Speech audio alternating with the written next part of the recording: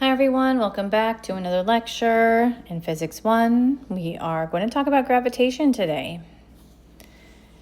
What we're going to learn is how to calculate gravitational forces. And gravitational forces exist between any two objects with mass. We're going to learn how to relate the weight of an object to a very general expression for the gravitational force. And we're going to be calculating the speed and the orbital period and the total mechanical energy of a satellite.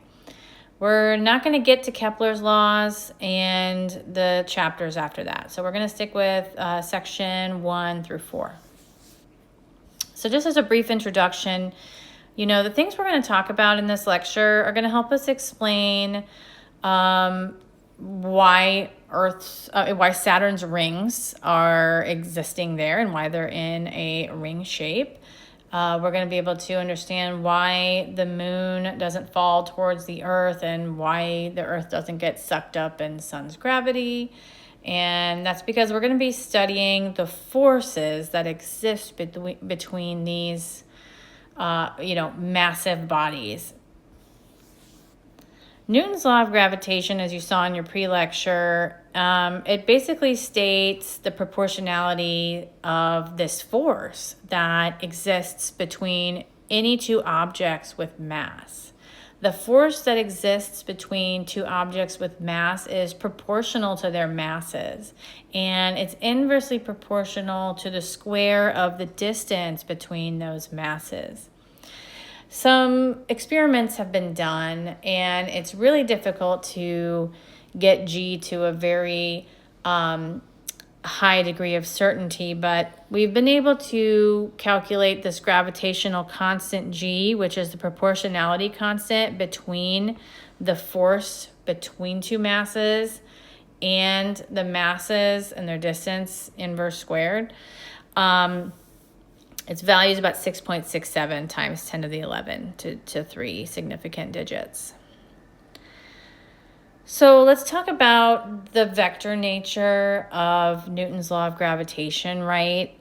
Gravity we know is, a force that acts on us, and it's a force that points down, and it brings us, pulling us towards the center of the earth, okay? So the force of gravity between any two objects is going to point directly towards the center of the other object. So if we have two objects here, mass 1 and mass 2, the force vector, the force of gravity, acting on mass 1 because of mass 2's presence is going to point directly towards the center of mass 2 and vice versa. So these force vectors are action-reaction pairs. Newton's third law, action-reaction pairs, they're going to have the exact same magnitude and opposite direction. Mathematically, you can see that they're going to have the exact same magnitude. If you go up here and you switch places with M1 and M2, well, you're going to get the exact same value back, right? Because when you multiply two quantities, their product, it's a commutative property, right? So M1 times M2 is equal to M2 times M1. So it's very clear that their magnitudes are going to be equal. And because one mass is attracted to the other and vice versa, their directions are going to be 180 degrees from each other. So as a concept check, if the mass of the moon is 1 over 81 times the mass of the earth, how does the gravitational force that the earth exerts on the moon compare to the gravitational force that the moon exerts on the earth? So you can chug through this with your math, right? Fg earth on moon is going to be equal to gravitational constant m earth, m moon over their distance squared, right?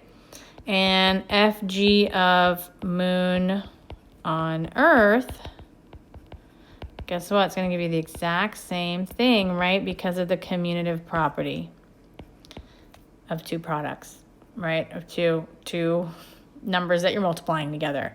So this gravitational force is going to be equally as strong. So the gravitational interaction of any two objects and if these objects have a spherically symmetric mass distribution, right? Not necessarily uniform, but the mass distribution has spherical symmetry, and we'll get into that later on, what I mean by that. We can treat these masses as point particles, where these particles are located at the center of that 3D sphere, okay? As long as the mass is distributed in a spherically symmetric way. So it doesn't have to be uniform. It just has to be spherically symmetric. So we can treat them as point objects, and the force of gravity is going to act on the center of that object, okay? Where that we can take all that mass and condense it down to a particle located at the center of that sphere. And this is kind of explains why most objects in our solar system are spherical, right? Planets are spherical.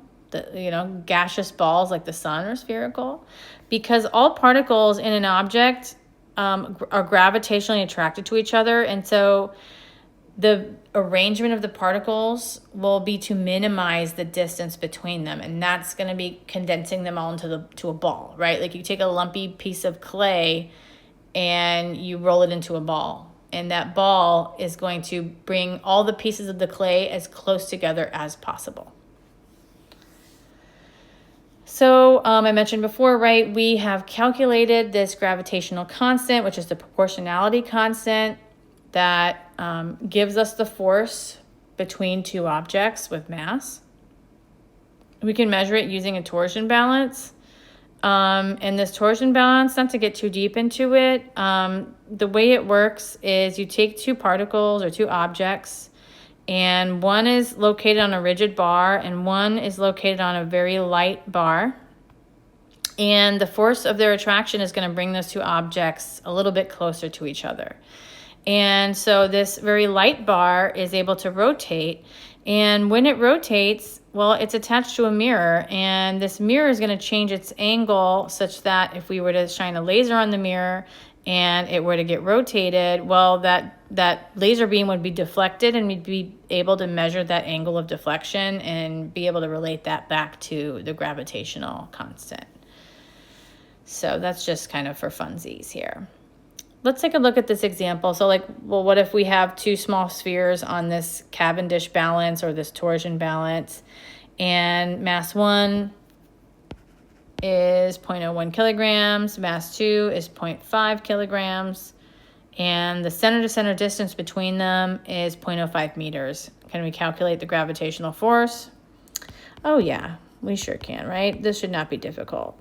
And thank goodness they gave us that center-to-center distance, right? We don't have to do any kind of crazy calculations, because remember, this force of gravity acts on the center of those particles, okay? So the center-to-center distance is what we need to put in the denominator of the gravitational force.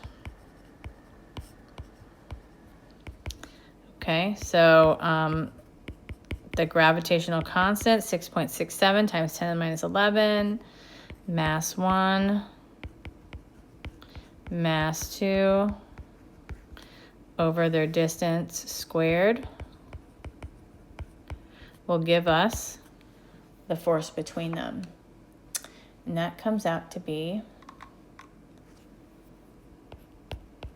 1.33 times 10 to the minus 10 newtons. Not a whole lot of newtons, right? Very small. Gravity does not, gravitational force does not act very strongly on small objects. And that gravitational constant is kind of what governs that, right? Because the value of it is 10 to the minus 11. So you're going to need some really big numbers, some really big masses to overcome that really tiny gravitational constant. So what if those two spheres are placed with their centers 0.05 meters apart, and they're removed from all other objects? What would be the magnitude of the acceleration of each one relative to an inertial system? So there's a little bit to unpack, but it's really not that bad. So you're probably looking at this like, what, removed from all other objects? What are you talking about? Well, what they mean is that, let's just say that these two masses are next to each other and there's no other masses nearby. So the only forces that they feel are the force of gravity on each other, okay? And so the question is, what's the magnitude of the acceleration of each one relative to an inertial system? So remember, we can only apply Newton's laws to inertial frames of reference. So basically what it's telling us is like, hey, we can apply Newton's laws here to find the acceleration. So if we add up all the forces on one of those masses, right? Well, we know that that's going to equal to the mass of that object times its acceleration. And if the only force acting on M1 is Fg, well, then Fg, which is Gm1 M2 over their distance squared, is going to equal M1A, right? We can solve for A quite easily. M1 will cancel. And so the acceleration is simply Gm2 over R squared. We can plug in those values for R. And then I believe M1 was 0.01 kilograms. M2 was 0.5 kilograms. Let me just double check. Yeah. And we plug in those values, we get an acceleration. So I'll let you plug those numbers in. And what you should get is, for M1, you should get 1.33 times 10 to the minus 8 meters per second squared, very small acceleration. Are you going to get the same acceleration for mass 2? Let's see. For mass 2, we're going to add up all the forces on mass 2. Just Fg, right? It's going to equal to mass 2's mass times acceleration. Fg is Gm1 M2 over R squared. Solve for the acceleration. Now the mass 2's are going to cancel. And the acceleration, you're going to see, is equal to Gm1 over R squared. So no way we're not going to get the same acceleration. I mean, they're going to be close, but not going to be the same. So the acceleration of mass 2, right? This is A2. A2. Let's go ahead and put those subscripts to make it more clear, right? The acceleration of mass 2 is actually going to be a little bit slower. It's going to be 2.66 times 10 to the minus 10 meters per second squared, right? Because it's bigger, right? If the same equal force is acting on an object and one object weighs more, it's going to move slower, isn't it? So it makes perfect sense. Basically, the key concept here is that we can apply Newton's laws to this situation because we're just talking about a new force, right? Nothing else has changed. We're just talking, we introduced a new force, the force of gravity between two objects. We can apply Newton's laws to these forces as well.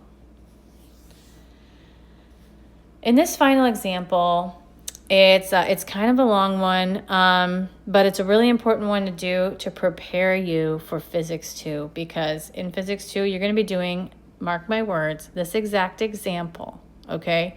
Except the force of gravity is now going to be replaced with the electric force or Coulomb's force. All right, so mark my words, you're going to get this exact same problem, except instead of bodies with mass M, you're going to have particles with charge Q. Okay, so it would be really good right now if you were to go through this example and get a head start for Physics 2. So let's talk about it. So we have 3 masses, and these happen to be stars, okay? And the way that they're arranged, I'm just gonna like erase. I want to erase these vectors real quick, and we'll write them in ourselves.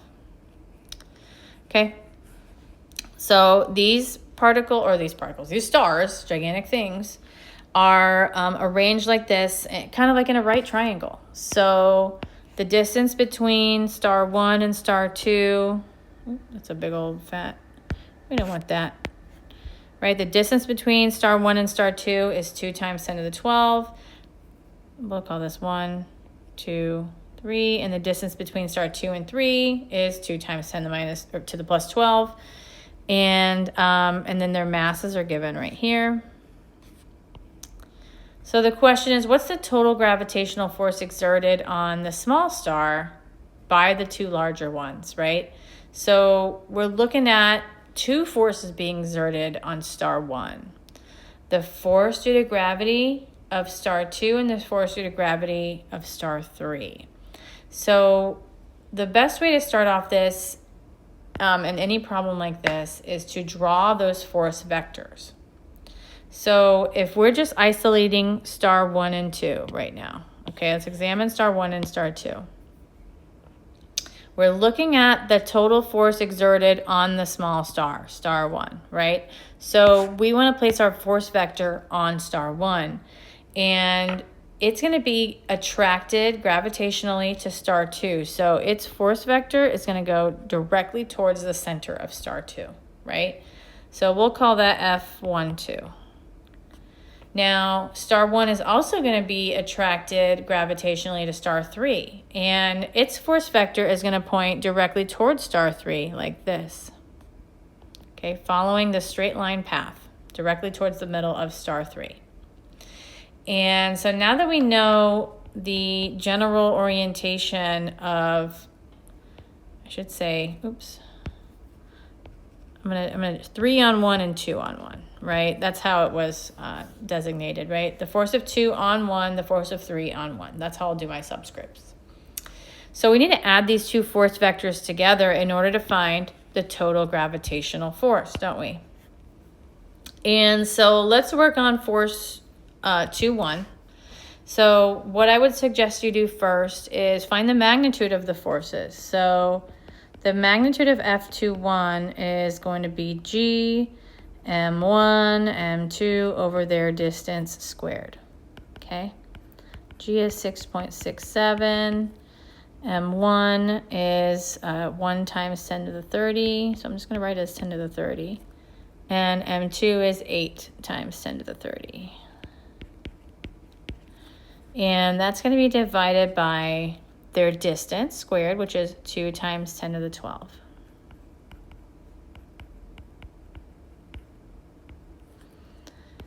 So the magnitude of F21 is going to end up being 1.33 times 10 to the 26 newtons.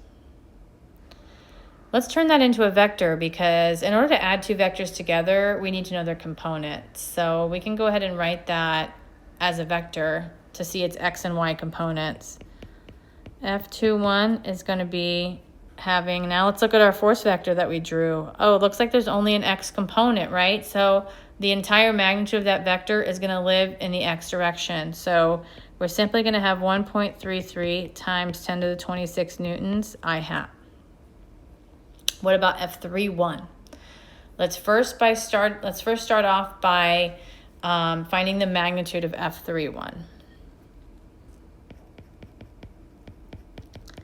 which is G M1 M3 over their distance squared. So what's the distance between 1 and 3? We weren't given that distance, but since they form a right triangle, we can easily figure out what the distance is. So the sides of the triangle are 2 times 10 to the 12. So 2 times 10 to the 12 squared plus 2 times 10 to the 12 squared. All right, which comes out to be 2 times 2 times 10 to the 12 squared, right? And so we need to square it, because what we need is really R31 squared, right? So if we square it, that square root goes away and we just simply get 2 times 10 to the 12 squared, which I can go ahead and clean up a little bit. 2 times 4, which is 8, times 10 to the 24. Do you agree with that algebra? So meter squared. So that's what's going to go in my denominator here. So I have 6.67 times 10 to the minus 11 for G. M1 is 10 to the 30. M2 is 8 10 to the 30. And then my denominator is 8 times 10 to the 24. So my 8s are going to go away. And I'm going to get minus 11 plus 60 minus 24. So my exponent, let's see, negative 11 plus 60 minus 24, it's going to be 10 to the 25. 6.67 times 10 to the 25 newtons, right? That's the magnitude of F31. Well, F31 is going to have two components, right? One in the X and one in the Y. So how would I find the X and the Y component? Well, I could recognize that I have made a similar triangle. There's two similar triangles. I have a triangle made by the forces, and then I have a triangle made by the distances. And those are similar triangles, so this angle is going to both be 45. So my X component is going to be, if I draw this, where should I draw my triangles? I'll draw it over here, right? If this is F31 magnitude and this is 45, this is my Fy, this is my Fx. Well, Fx is going to be magnitude F31 cosine 45. Fy will be F31 sine 45, which are both square root of 2 over 2. So now I can write my vector. Okay, here's one vector. Oops, wanted to highlight it. Now I can write my second force vector out.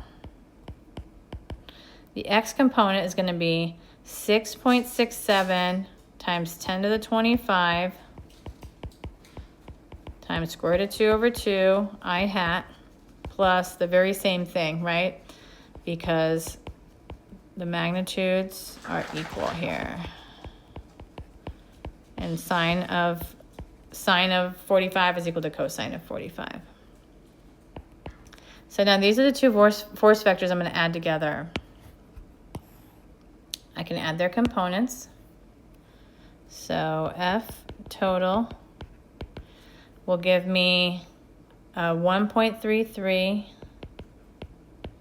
times 10 to the 26 plus 6.67 times, well, let's go ahead and figure that out. Let's figure out what that 6.67 times 10 to the 25 becomes.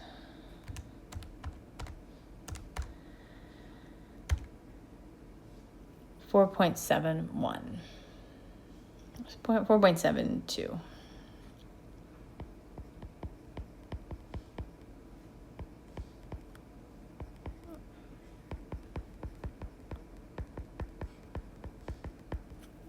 Okay, let's do that.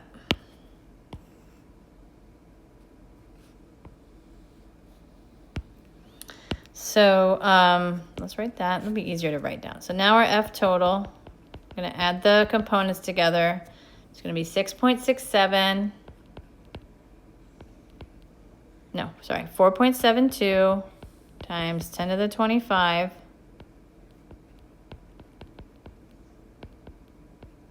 plus plus 1.33.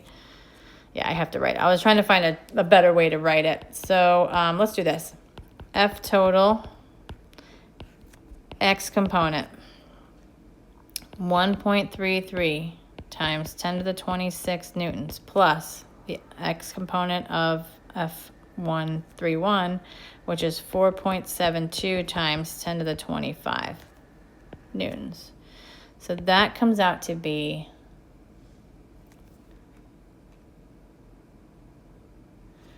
1.81 times 10 to the 26 newtons. Y component, simply going to be 4.72, right? Because we don't have a Y component in F21.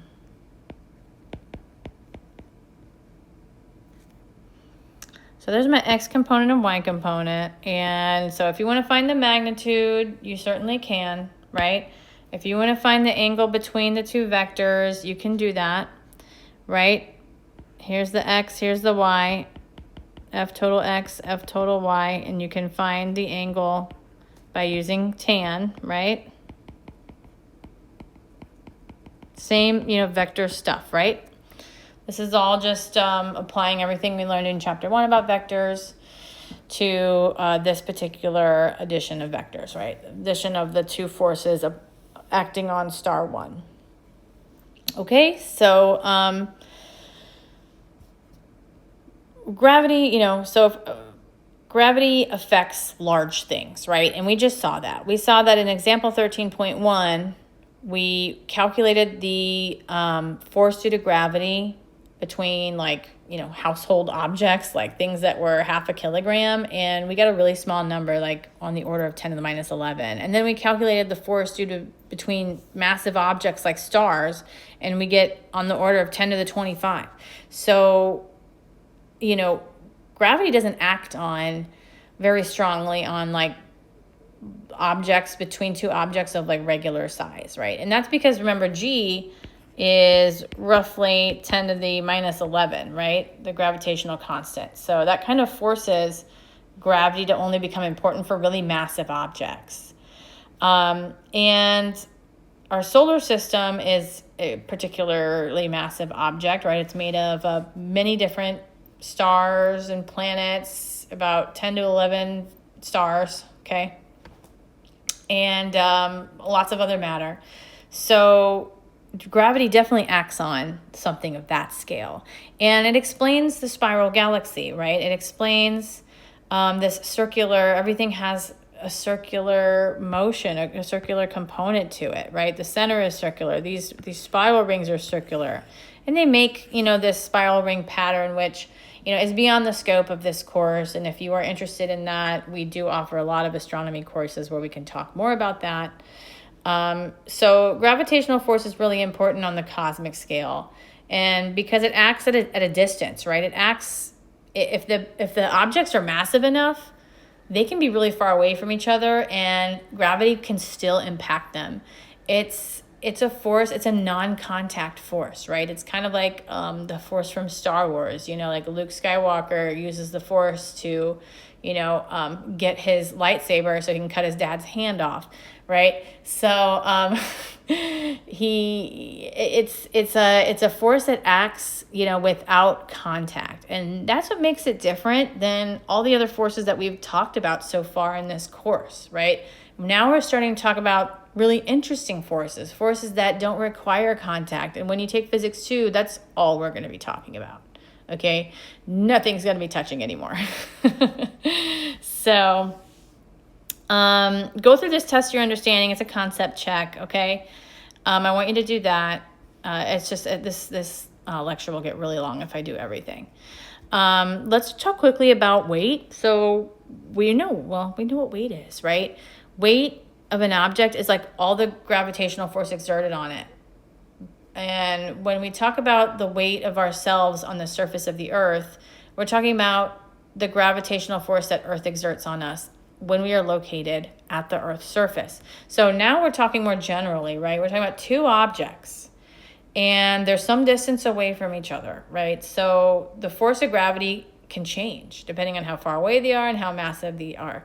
But if we're talking about the surface of the Earth, we can neglect all other gravitational forces, and the force of gravity on an object on the surface of the Earth is given by G, m of the Earth, m of the thing, divided by the radius of the Earth squared, right? Because the denominator here is how far away we are from the center of the object with mass, right?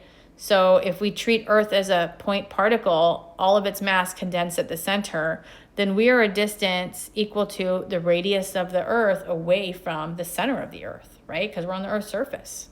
So our weight is equal to that on the surface of the Earth. And sure enough, if you plug in, right, if this is our mass, and then this is going to be our acceleration or our G, right? Right down here, plug in all those numbers and tell me what you get. Tell me if you get 9.8, okay? I'll let you do that to prove to yourself that you get 9.8. Plug in all these constants and you'll get 9.8. Pretty cool, huh? All right, so what if you're not on the surface of the Earth? So one of the funny things that the astronauts, the Apollo astronauts found out when they went to the moon is, they went on a moon walk, right? Well, it turns out that when gravity, the force of gravity is a lot lower, like it is on the moon, because the moon is not very massive. It's kind of like an empty, hollowish rock. It's not hollow. I'm not trying to spread conspiracy theorists. It's not hollow, but it definitely is less dense than Earth. So it's not, doesn't weigh as much as Earth. It's not as big as Earth. So the force that the moon has on the astronauts is very, very low compared to Earth. And so in order to go from walking to running, it's quite simple to do, right? Because remember, when you're walking and you are trying to run, you have to kind of bounce on your feet, right? And you're overcoming the force of gravity to run. That's why running is hard. Well, it's so much easier to run on the moon because gravity is a lot lower. So that's kind of the funny thing. And so in general, let's talk about your weight when you leave the surface of the Earth. As you get farther away from the Earth, your distance from the center of the Earth increases, right? And we know that the force due to gravity is proportional to 1 over that distance squared. So the farther away you get, the higher the R, the lower that force of gravity, and the lower your weight will be, right? Until eventually you feel weightless, right? You're far enough away from the Earth to where the force of gravity is negligible and no forces are acting on you, and you're just floating around in outer space. So let's talk about that spherically symmetric mass distribution, okay? So we can still consider 3D objects as point masses as long as their mass is spherically symmetrically distributed, okay? It doesn't have to be uniform. So Earth is a perfect example of that. And in fact, due to gravity, the way that the mass of our Earth is distributed, and the way that the masses of pretty much any planet or gaseous bodies are distributed, is the heaviest stuff is at the very center, and the lighter stuff is or the stuff with less density is at the outer edges. So in general, the density decreases with increasing distance from the center. Okay? And that's true for most heavenly bodies that we know of. So in this example, we are going to mess with a robotic lander, okay, maybe a Mars rover. And its weight on Earth is 3,430 newtons. We're going to send it to Mars.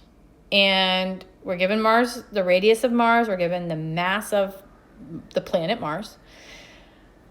Can we find the weight of the lander on Mars? The weight of the lander on Mars, right? And what is its acceleration due to gravity there?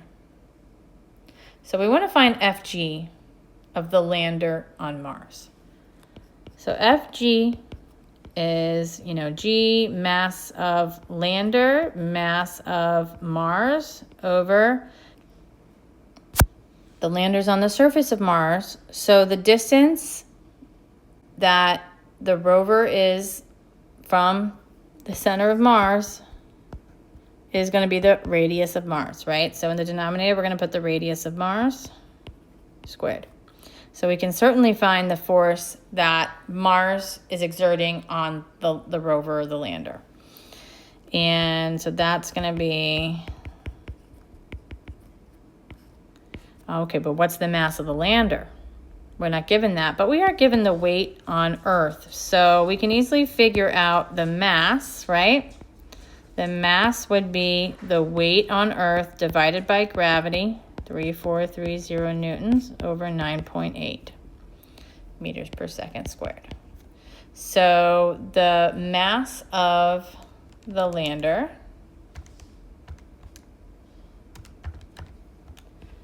is going to be 350 kilograms. And then the mass of Mars, we were given 6.42 times 10 to the 23 kilograms. And then we're going to divide that by the radius of Mars squared, because that's how far away the lander is from the center of of Mars, where we are concentrating, right? We're treating Mars as a point particle located at the center of that planet. So we can now calculate the force of Mars's gravity on the Mars rover, the Mars lander. And that comes out to be 1.3 times 10 to the 3 newtons.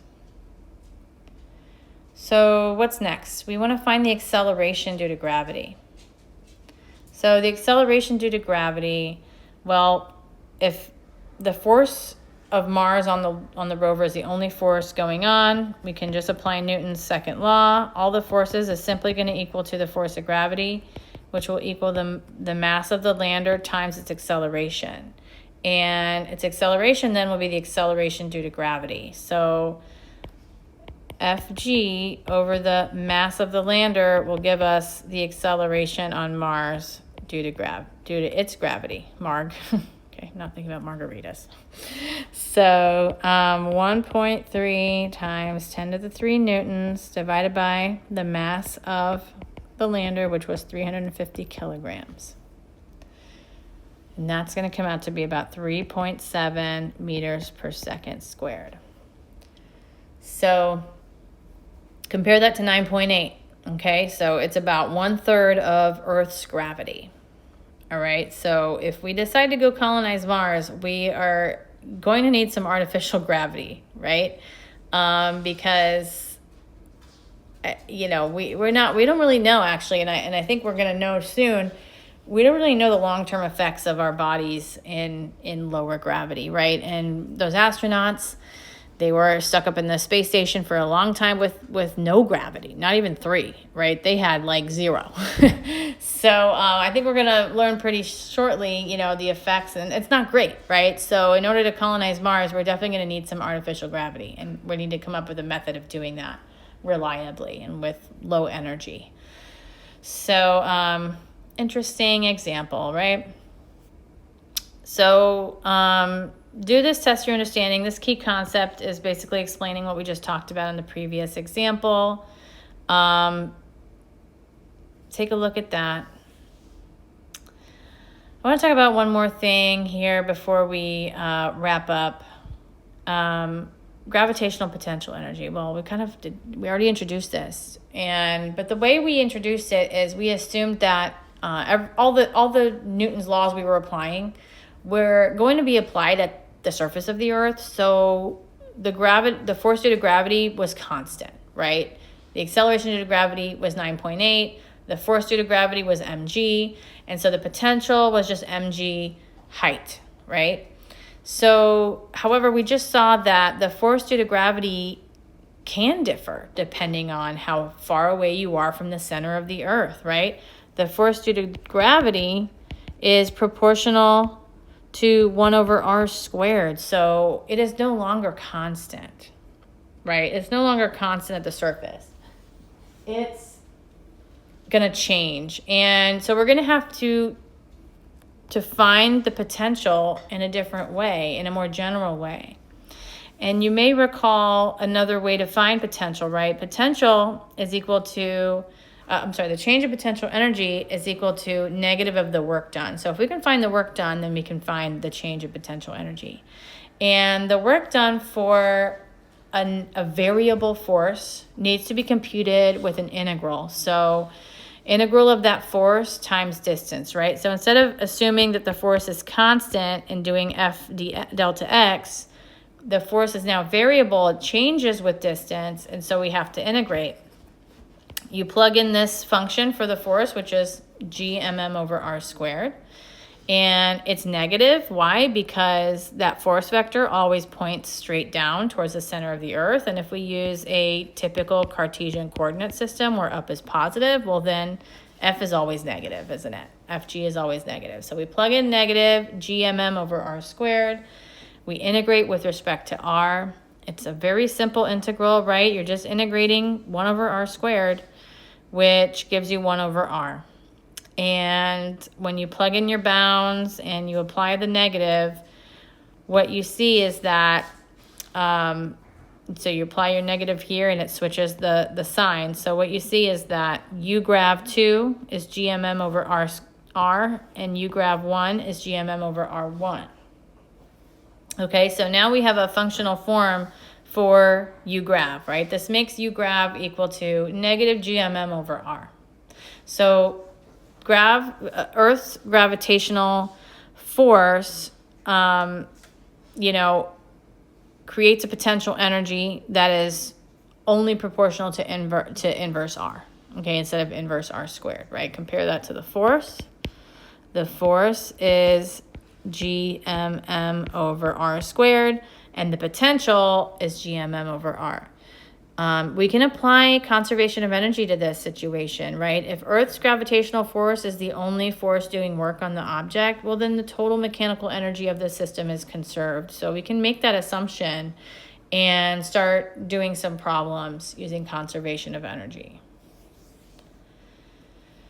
So before we get into that, let's kind of look at some qualitative, get a better understanding qualitatively of gravitational potential energy and its dependence on the distance from the center of the Earth. Okay, so gravitational potential energy you just saw is negative, right? It's negative.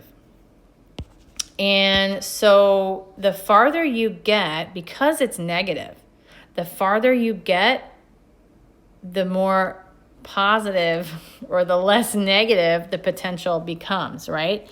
Because U is equal to negative GMM over R. So if R increases, this value's magnitude decreases, but because it's negative, it's becoming less and less negative. So the potential increases, right? Do you see that? There's a lot of negatives going on. So, right, the magnitude decreases, the magnitude of U decreases, but U increases. Does that make sense, right? So, and that's seen here, right? If we plot a negative 1 over R function, it looks like this. And as you increase R, that function is steadily approaching 0. It's steadily becoming more positive. It's never going to become positive, but it's becoming less negative, I guess you should say, right? It's increasing, right? You do agree that this is increasing, isn't it? So it's becoming less negative.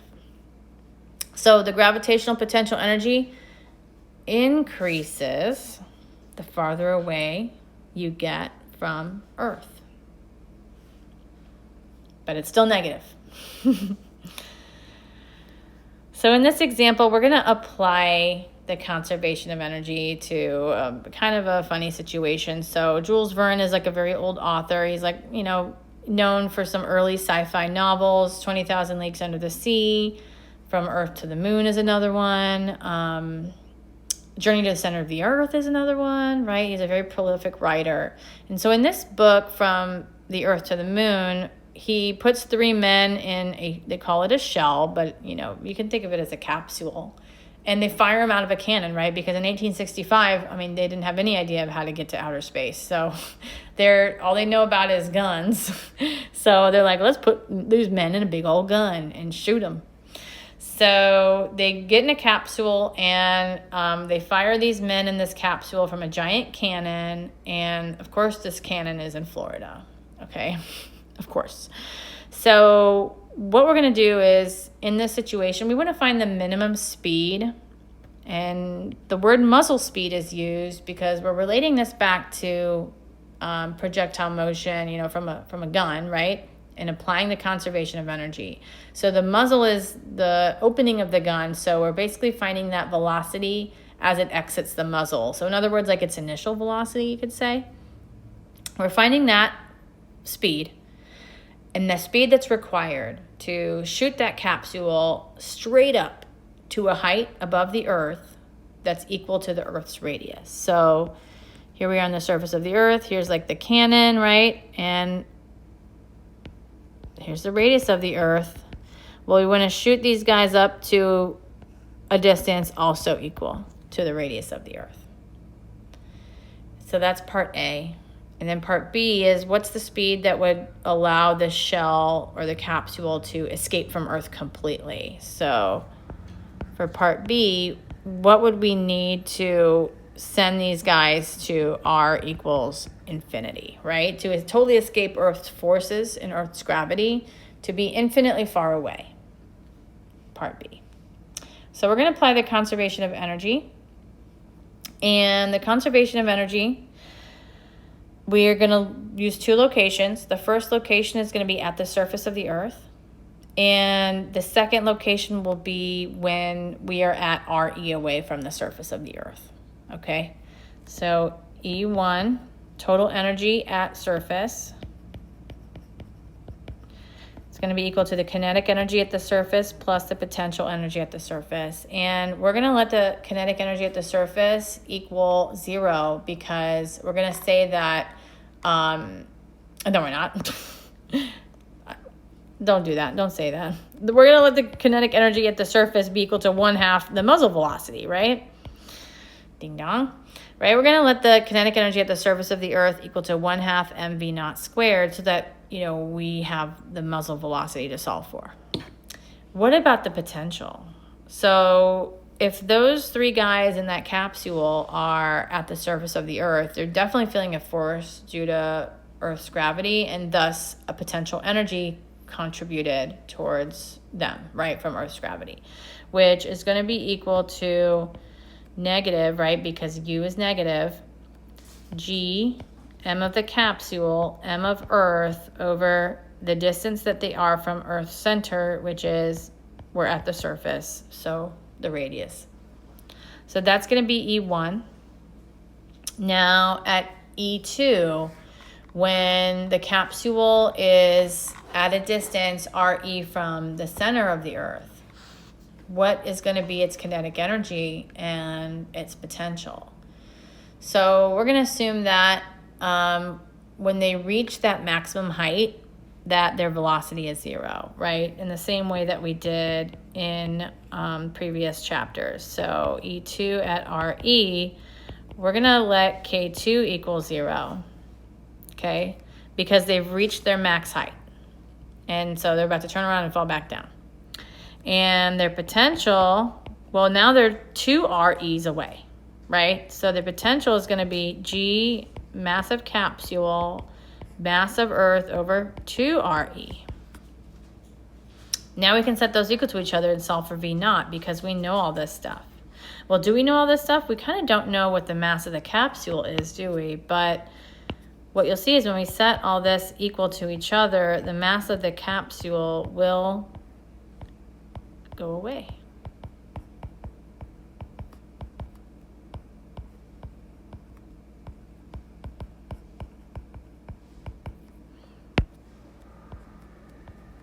Right? So we can solve for V naught now. All right, if we combine these two terms, let's do that right here.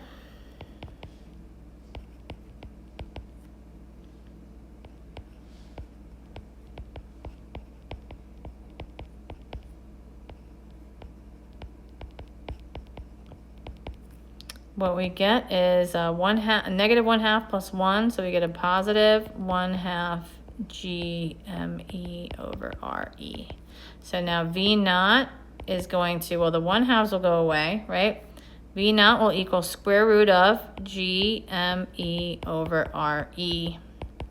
So if you plug in your values for the gravitational constant, mass of the Earth, radius of the Earth, you are going to get 7,910 meters per second, independent of the mass of the capsule, right? And that's simply because we made a lot of assumptions, right? We neglected air resistance, we neglected Earth rotation, we neglected gravity from anything else. And so we see that the that initial velocity, right, required to send them to a distance RE above the Earth is 7,910, independent of the mass. So we could put 20 guys in there and shoot them. So part B, all right, what would we need, how fast would they need to go in order to completely escape Earth's gravity? So we're going to apply, our conservation of energy again. This part's going to stay the same, isn't it? Because we're not changing anything about the surface. So this part's going to stay the same.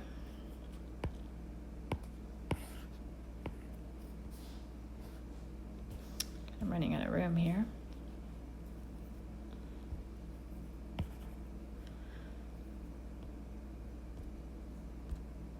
I don't like where I put that. There we go. That's good. So this is part B. E1's going to stay the same. What about E2? So E2 at infinitely far away, right? At R equals infinity. So our K2, it's going to be 0 again.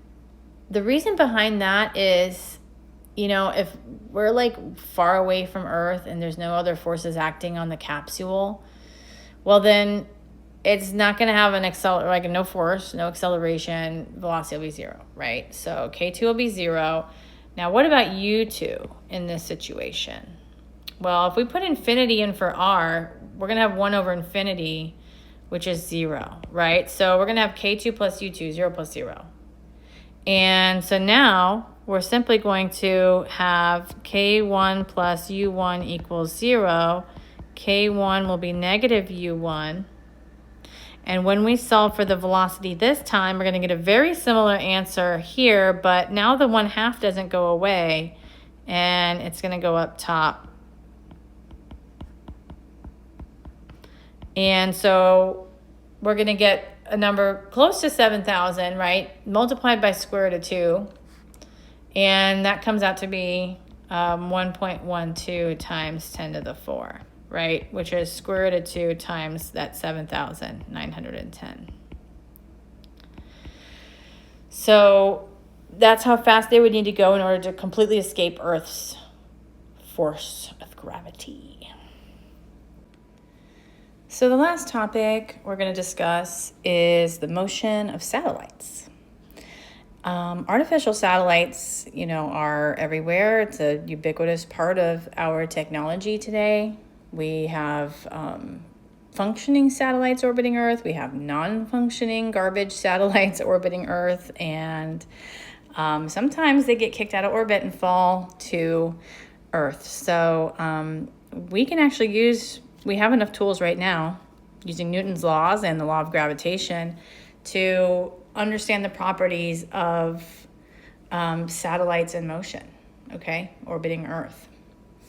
So the trajectory of a projectile, and we can think of a satellite as a projectile. If we fire a projectile from a very great height, so if you look at this figure here, let's say we send a projectile in motion from a really, really tall tower,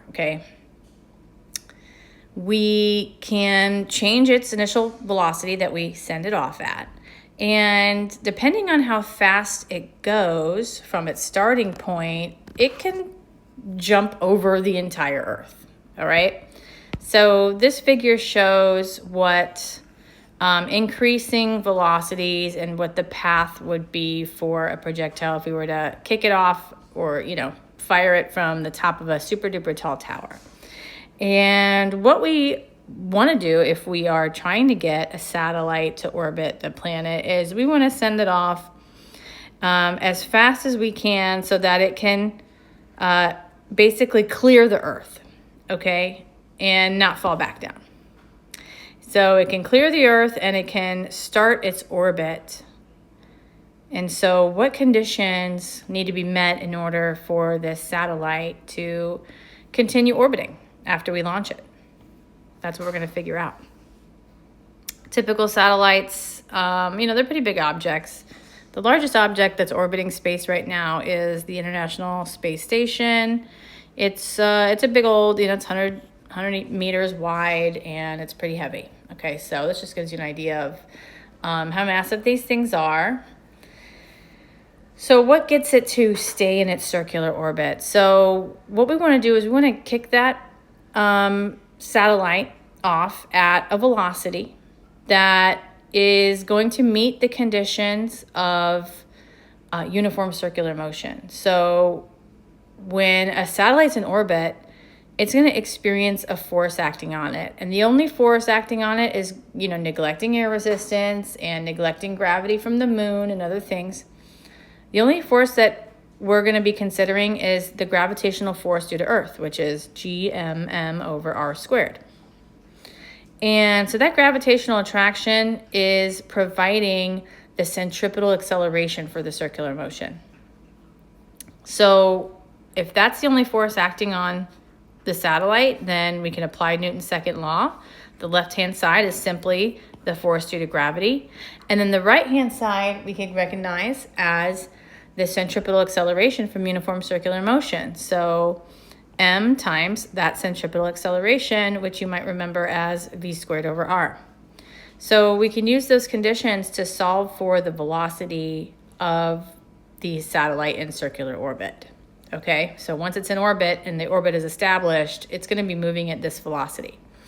So it's a function of the gravitational constant, the mass of the Earth, and the radius of the orbit. So notice how the mass of the satellite itself, which gets canceled out, right, does not affect the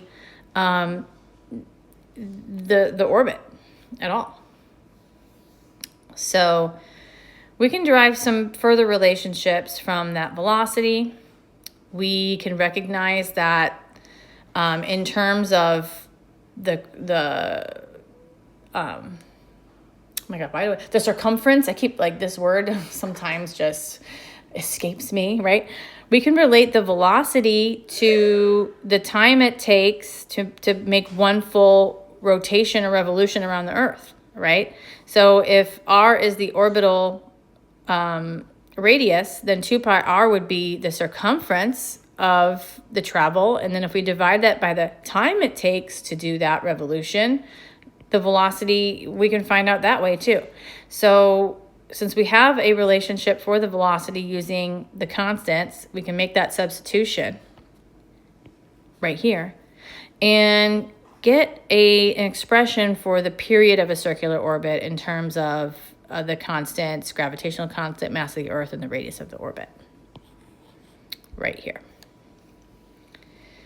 So in this example, the last example that we're going to do, we're going to use conservation of energy to pretend like we're at SpaceX, all right? Working at SpaceX, and we want to send a 1,000 kilogram satellite into a circular orbit, 340 kilometers above the Earth's surface.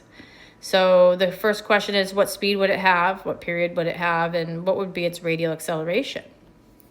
Well, that's pretty easy. We saw the expression for the speed of a satellite in orbit. It was simply GME over R, right? G is 6.67 times 10 to the minus 11. The mass of the Earth, given up here, 5.97 times 10 to the 24 kilograms, divided by the radius of the orbit, which is, now that's, you're right, you might be tempted to put 340 kilometers, but this R, right, the radius of the orbit, this radius is from the center, calculated from the center of the Earth, right? So we need the full distance from the center of the Earth. And why is that? Because where did this R come from, that little r? Little r came from the gravitational force. And the definition of r in the denominator of gravitational force is a distance from the center of the object, right? Because we can assume that all the mass is concentrated at the center of the object, which in this case is the Earth. So r needs to be the distance from the center of the Earth. So our r that's going to go here is not 340 kilometers, but the radius of the Earth plus 340 kilometers. Okay, and so when we plug in those values, we end up with a velocity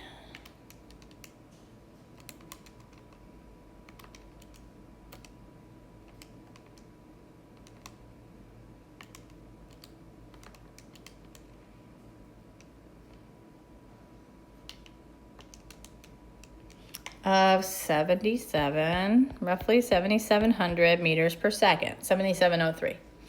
Okay, 7,700 meters per second. So that thing's moving pretty fast.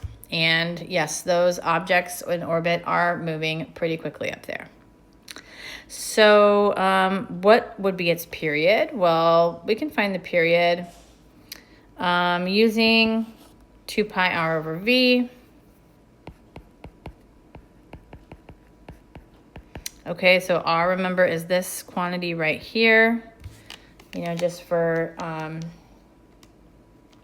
future calculations, let's go ahead and calculate what's 6.37 times 10 to the 6 plus 340, 10 to the 3 equals. So it's about 6.71. Okay. So 2 pi 6.71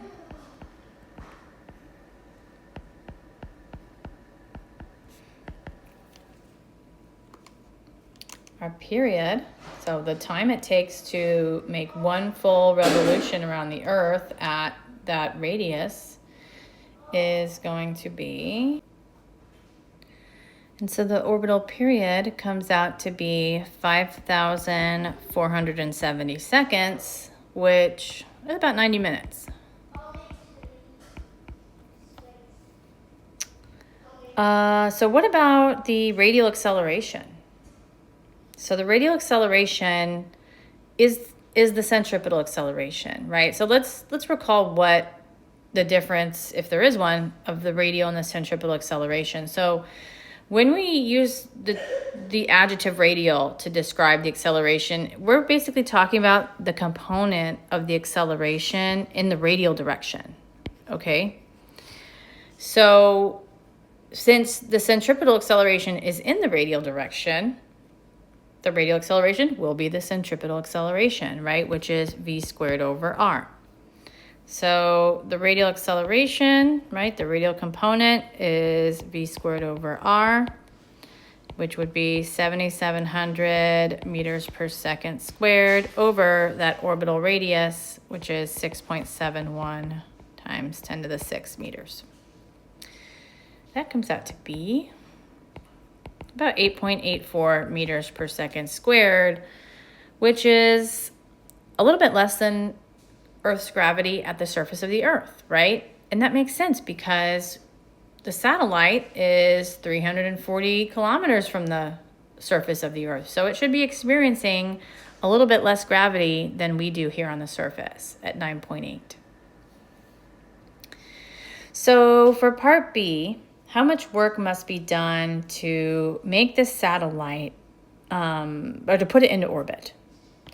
So we can apply the conservation of energy to determine how much work is necessary to put that satellite into orbit. We saw the conservation of energy, we can write it as the total mechanical energy plus the work done by all other forces, right, must be equal to the total mechanical energy at some other point.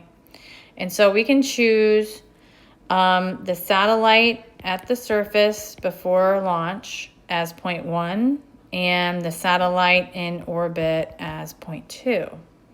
So the total mechanical energy consists of kinetic and potential energy. At the surface of the Earth, when we're about to launch the satellite, it's at rest on the launch pad, right? So it doesn't have any velocity yet. So it's not going to have a kinetic energy, but it is going to have some potential energy because it is sitting at the surface of the Earth and Earth's gravity is acting on it. So the potential will be equal to negative g mass of Earth, mass of the lander, divided by the radius of the Earth, right? Because it's at the surface of the Earth. The work other is what we're going to be solving for, right? How much work is required to send it up there.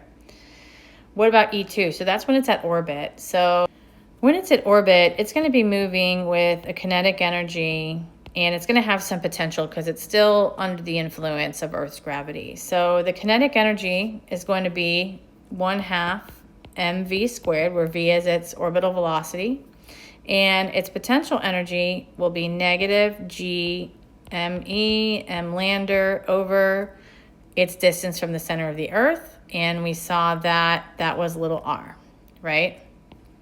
Because it's 340 kilometers above Earth's surface, which is RE plus 340 from the center of the Earth. So now we have all of our terms to apply the conservation of energy and solve for work other, right? The work required to send it up into orbit. So that's going to be E2 minus E1. So let's make sure we get our signs correct. So E2 is going to be 1/2 mv squared minus g me ml, this is ml, over r.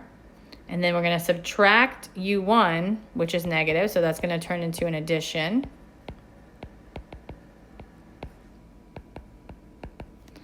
And that's going to be equal to work other.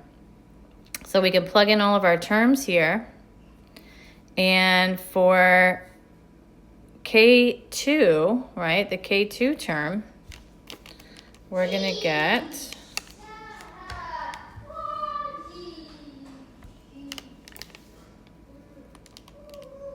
and it's a 1,000-pound lander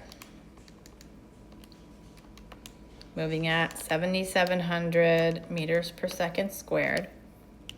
So we're going to get positive 2.97 times 10 to the 10 joules.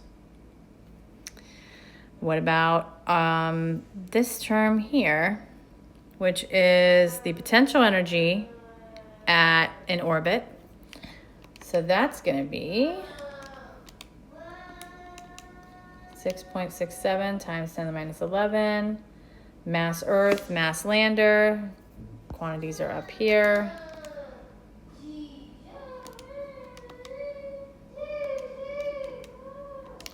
Divided by our orbital radius.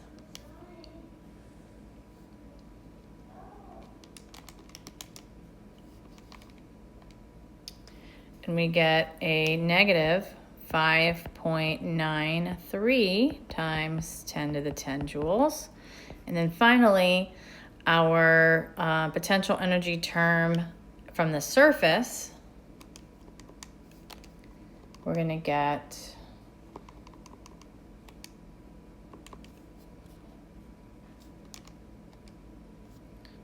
6.25, and that's a positive term, right? 6.25 times 10 to the 10 joules. So we can add those all together, right, to get work other. So we add positive 2.97, negative 5.93, positive 6.25.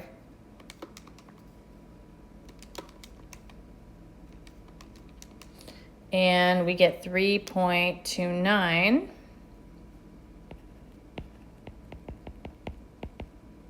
positive times 10 to the 10 joules. So that's how much work is required to send the satellite into orbit. Okay, so for part C, we're going to determine how much additional work we would have to do to make the satellite escape Earth. So the wording of this question, right, we're basically going to start out from orbit at 340 kilometers above Earth's surface and figure out how much work we need to get out of orbit, right, to get to a distance of infinity away from Earth. So we're going to set up our conservation of energy. So our first point is going to be at the orbital radius of 340 kilometers. And we actually already have the two terms for that. That was our E2, wasn't it? So we can just borrow those terms again. And so our E2 is at 340 kilometers. And what it was made of these two terms, right? Those were the two energies combined to give us our E2. So if we add those two together, E2 is 2.97 minus 5.93. So that comes out to about negative 2.96 times, did I do that right? Yes, 2.96 times 10 to the 10 joules. And so that's how much energy we have, right? The total mechanical energy when the satellite is at the orbital radius of 340 kilometers. So we want to get to E equals infinity, okay, right? Or the energy at R equals infinity. So we can call that E3. So that's at infinity. And so our kinetic energy term, what is that going to be? Well, this one's a little bit tricky. So our kinetic energy term is actually going to be 0, okay? And here's why. Because if we are infinitely far away from the Earth, Earth's gravity and the force due to Earth's gravity is not influencing the satellite. And the satellite then is going to have no acceleration, right? Because there's no forces acting on it. And it's going to therefore not have a velocity or not have a kinetic energy term. Okay, so that's going to be 0. And the potential, what about the potential? So the potential is proportional to 1 over r. Well, if r is infinity, then the potential is 0, isn't it? So E3 is going to be 0. So the work required to bring that satellite from 340 kilometers an hour to infinitely far away is going to be E2 plus that work equals E3. E2 is negative 2.96. E3 is 0, so the work done is obviously going to be 2.96 times 10 to the 10 joules. So that's how much work is going to be required to take it from orbit at 340 kilometers to infinitely far away from the Earth.